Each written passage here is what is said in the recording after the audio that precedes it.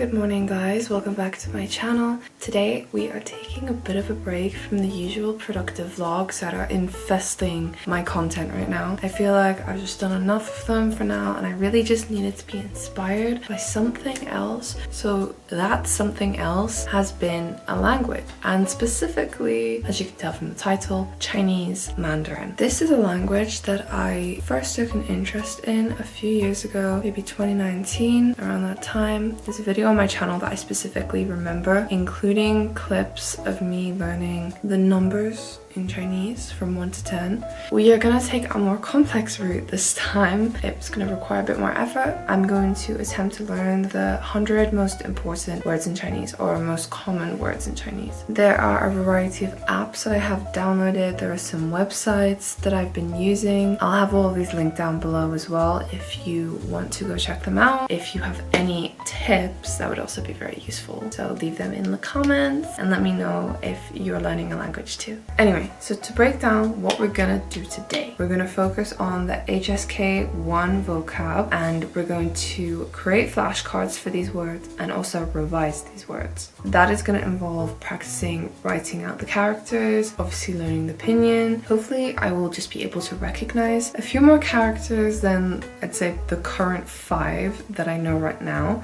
and then I'll be really happy. I've already created a folder on Study Smarter, which is the website I use to create flashcards, and I think I've actually already begun with creating flashcards for the 100 words. It's good progress.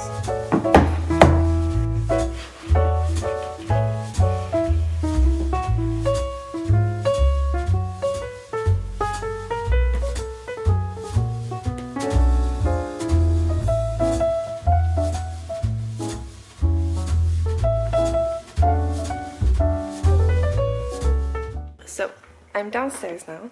I have no idea if right in this moment I'm going to be able to actually do any study because my dog is awake. She's currently eating, but it's kind of like the rule of thumb that when she's awake, you cannot get a single thing done. She usually naps at around 8:30 to 9. It kind of varies depending on how she's feeling. I'm gonna take that as my opportunity to actually get proper work done, but I might just do some casual study here and there up until that point. As I mentioned before, I have some Chinese language apps, so I think I'll probably just flick through those kind of between each one and see if I can get any vocab from there.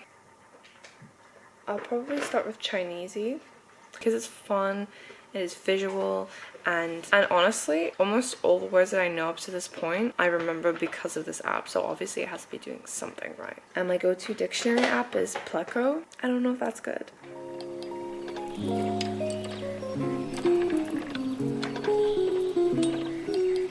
So for this, I get the option to have it with the visualization aid or without. I'm gonna go without. And then I don't know how many words I should do. I think I'll just go for 10. And there we go. This is 小人. So this is villain. 大小. So this is size. Do you see what I mean though? It literally feels like a game. What do you have to say to my subscribers? No!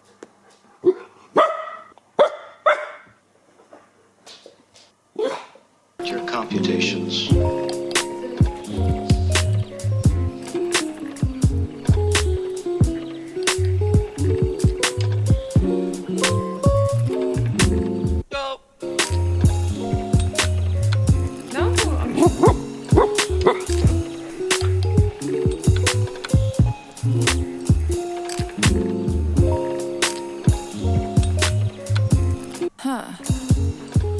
So I just finished my reviewing on Chineasy, and now I need to find all the vocabulary lists for HSK1, and I'm not sure what the official one is. I have a website claiming the official one, but I don't know if that's actually accurate. So I have 2 here. I think I'll just take words from both because I'm sure they'll overlap quite a bit, so I'm kind of counting on that. Rosie's finally gone to sleep, but before I was kind of playing with her and she was outside and I had to keep an eye on her. So in that time I was watching a few other people's Chinese language vlogs just to see like what apps they were using, what websites they were using. And I found this website called Mandarin Chinese, and I'm gonna try that out on my phone and my computer because apparently from what I've seen, you can practice sentence structure, vocabulary, pretend conversations, that kind of stuff. Honestly, this is so random. I feel like my sudden obsession with Mandarin came out of nowhere. I don't know. I feel like one day, literally like 2 days ago, I just decided, you know what? I really love this language. I really want to learn it. And it's also such a challenging language. I think the thing that honestly intimidates me most is literally pronunciation. Like the tones scare me. Hopefully in 2023 maybe I'll attend like an actual in-person class for Chinese, because I think that would boost my confidence a lot, and I don't know, I could go in with some prior knowledge which would make me feel good for me to have proper confidence. But I guess that's the same with all languages. I don't know what level yet that I want to achieve in 2023. I want to be like a beginner, but beginner that's almost intermediate. Anyway, I'm gonna make flashcards now for those HSK1 vocabulary lists that I found online, and after that I'm gonna focus on the Mandarin Chinese website, try it out, see if I like it. It's the vibe.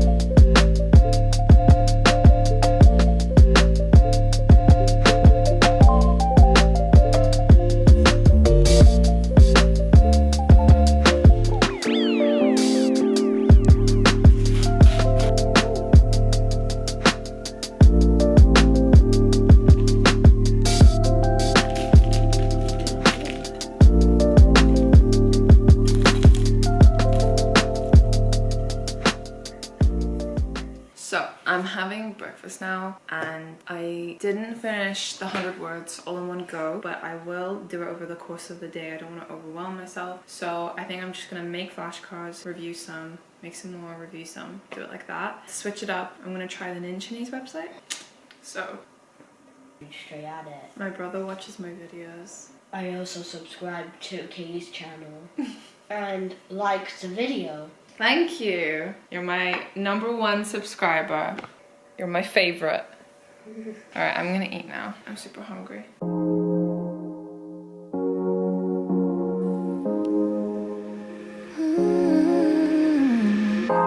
Kan inte ta tillbaka någonting av det jag har sagt. Men om du låter mig förklara har vi I alla fall försökt ge dig en chans. Du vill ha någon som tar hand om dig, men du låter inte mig. Våra spöken ingen enkel grej, men jag I alla fall. Hello. So, it is 2:09. I've taken a few hours break from studying because I had a nap. I had to catch up on some sleep. It's honestly the struggle of like puppy parenthood. It is so much harder than anyone ever says it is. I'm praying, like I know it will get better eventually, so I'm just holding on to that hope so it keeps me sane. Otherwise I'm just gonna hate my life. Wow, that was really like sad. I've got my shui. I'm just gonna have a quick sip. Also, this is random, but I've completely changed my desk setup. So now I have my monitor back on my desk. It's honestly really, really big though. It's like a little too big. It's just like a TV to me. I think eventually I'm gonna try and invest in either a curved monitor or just a smaller monitor. Something like that, because it's not particularly working for me. I'm gonna review my flashcards now. I'm a bit nervous because I haven't reviewed them at all so far. So I don't know if I'm gonna get everything wrong, but even if I do get everything wrong, I mean, I say that like failure is a bad thing. It's not. It's actually one of the best things. It's a learning curve. Thought of getting things wrong hurts me. So yeah, this is gonna be my first time reviewing any of the words in flashcard form. I'm kind of nervous, but let's go.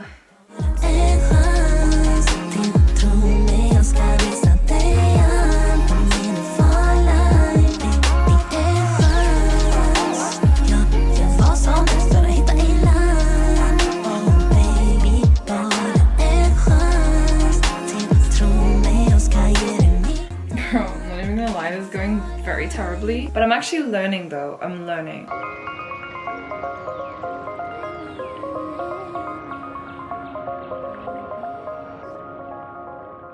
Okay, I've reviewed for a bit and I'm kind of at the stage where I've almost reviewed all the words. There's like a tiny amount of words, maybe just a few that I haven't reviewed. So the way it's like split up is half of it I know, half of it I don't know, like I just keep forgetting, and then like a bit I do know, but there's something that I forget, either the tone or what the word means, because I'm basically testing myself, not just like on what the word means, but also what the pinyin is. So it's kind of like a double challenge every time I'm doing it. Anyway, now that that's done, I'm gonna go back to making more flashcards and then back to reviewing them right after.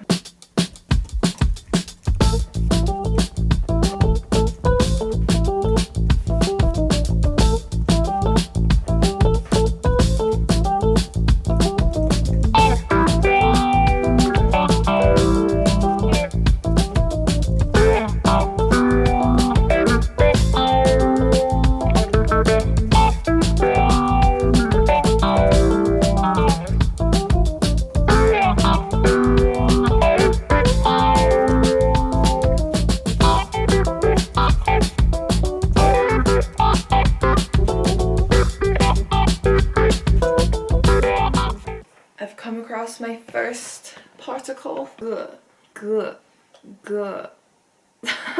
How did you say it? Guh. Guh. Classifier for persons. That's what that means. Like, what does that even mean? Classifier for person. I don't understand.